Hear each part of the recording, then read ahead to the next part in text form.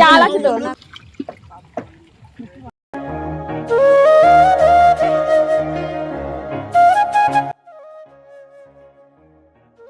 নমস্কার বন্ধুরা, শীতের দিনে কুয়াশা আচ্ছন্ন সকালে চলে এসেছি পুকুর পাড়ে মাছ ধরার জন্য। সাথে অনেকেই আছে, দেখতে থাকুন ভিডিওটি, খুবই ভালো লাগবে। সে কুয়াশা কেমন, লোকগুলোকে শুধু দেখা যাচ্ছে না।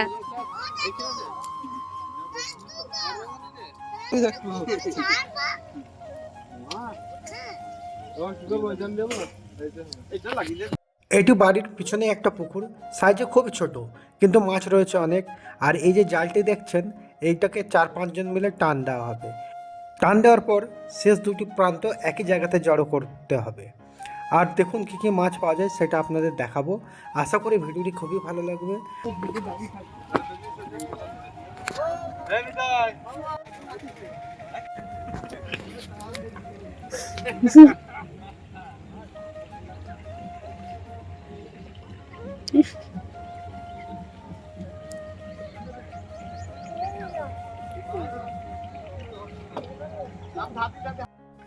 মাছ ধরতে যে কতজন লাগে আর কত কষ্ট, সেটা কিন্তু এই ভিডিও না করলে বুঝতেই পারতাম না। এই শীতের দিনে জলে নামতে হয়। চিন্তা করুন, এখন যদিও শীত কম, কুয়াশাটা বেশি, তাতেও কিন্তু জলে নামতে হচ্ছে। কিন্তু যখন গভীর শীত থাকে, অর্থাৎ ডিসেম্বর জানুয়ারির শুরুর দিকে, তাহলে ভাবুন তো সেই সময় মাছ ধরতে কতটা কষ্ট হয়। আর এই দেখুন, ভাইপো কিন্তু নাচতে নাচতে চলে এসছে মাছ ধরা দেখতে।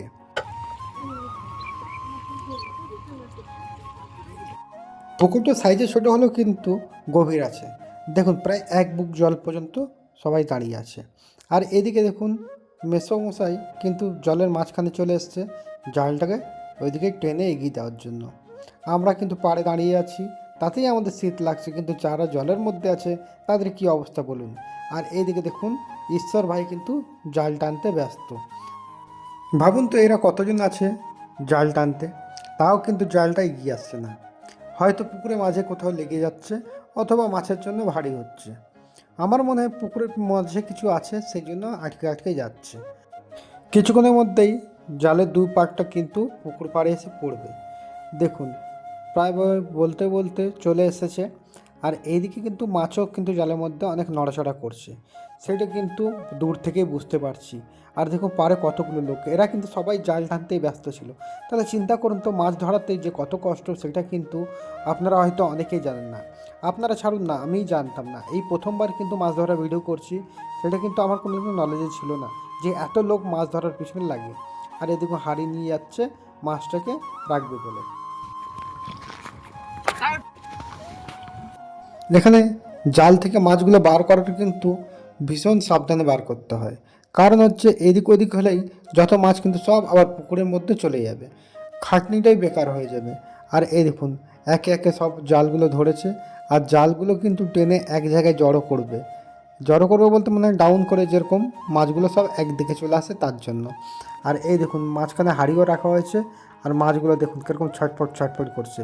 কিন্তু এখানে একটা অন্যরকমও জিনিস ঘটেছে, সেটা আপনাদের দেখাবো।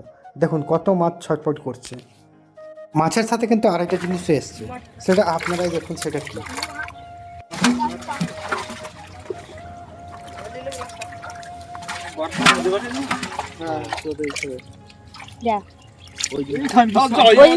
জাল আছে তো না। বাবা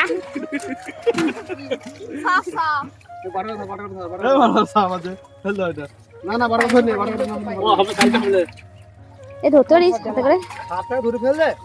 না না, আর লাগে হবে টান দে, লাগা হবে টান দে। দেখালি না সাপ থেকে? দেখলেন তো মাছ ধরাতে কতটা একটু রিস্ক হয়ে থাকে। একটা সাপও উঠেছিল, যদিও ওটা জল ধরা সাপ বলা হয়, বিষহীন, কিন্তু অনেক সময় কিন্তু অনেক বিষধর সাপও উঠে পড়ে।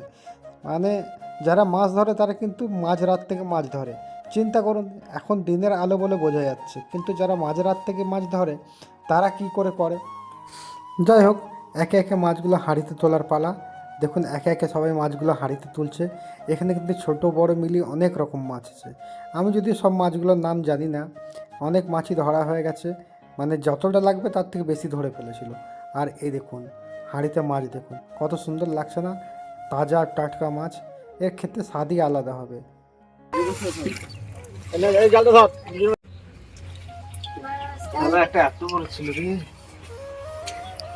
দাঁড়া, এটা বড় হয়ে গেছে। তো এরকম ঝোলা, এরকম ঝোলা। লেজাটা ধর, লেজাটা ধর। লেজে ধরা হয়? না ধরা হয় না। বড় জন্য সামনে যাই